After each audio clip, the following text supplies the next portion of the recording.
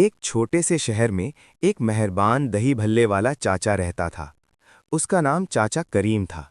وہ ہر روز اپنی رنگ برنگی ریڑھی لے کر گلیوں میں آتا اور بچوں کو مزیدار دہی بھلے کھلاتا تھا۔ اس کے دہی بھلے بہت نرم اور مزیدار ہوتے تھے۔ اوپر ٹھنڈی دہی، میٹھی چٹنی اور تھوڑی سی چاٹ مسالہ ڈالتا تو خوشبو دور تک پھیل جاتی۔ محلے کے سارے بچے اس کے آنے کا انتظار کرتے تھے۔